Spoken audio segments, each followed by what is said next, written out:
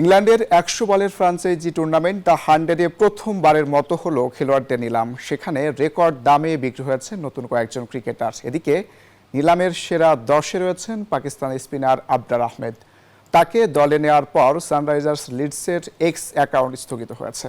তাতেই চলছে সমালোচনার ঝড়।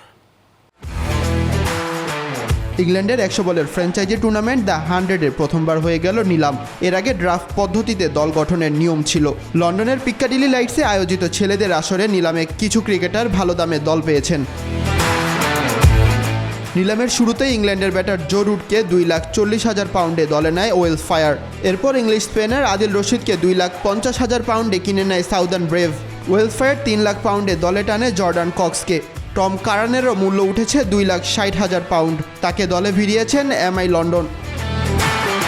যুক্তরাষ্ট্রের ১ নম্বর জিম চেইন গোল্ডস জিম এখন আবারও বাংলাদেশে। বসুন্ধরা আবাসিক এলাকা ও বসুন্ধরা সিটি শপিং মলে। তবে নিলামের সবচেয়ে বড় চমক সাসেক্সের আনক্যাপড অলরাউন্ডার জেমস কোলস। তাকে 3,90,000 পাউন্ডে কিনেছে লন্ডন স্প্রিট। এদিকে এই আসরে মুস্তাফিজুর রহমানকে 1 লাখ পাউন্ডে কিনে নেয় বার্মিংহাম ফিনিক্স। এদিকে নিলামে আরেক আলোচনার জন্ম দিয়েছে পাকিস্তানি স্পিনার আবরার আহমেদকে ঘিরে। তাকে 1,90,000 পাউন্ডে দলে নেয় সানরাইজ লিডস। তার কয়েক ঘন্টা পর সামাজিক যোগাযোগ মাধ্যম এক্সের ফ্র্যাঞ্চাইজিটির অফিসিয়াল অ্যাকাউন্ট স্থগিত হয়ে যায়। কেন এমন সিদ্ধান্ত নেওয়া হয়েছে সে বিষয়ে এখনও কোনো ব্যাখ্যা দেয়নি এক্স কর্তৃপক্ষ। তবে নিরাপত্তা, গোপনীয়তা বা নীতিমালা লঙ্ঘনের কারণেই অ্যাকাউন্ট স্থগিত করা হয়েছে বলে ধারণা করা হচ্ছে। মাহাদি হাসান, নিউজ 24।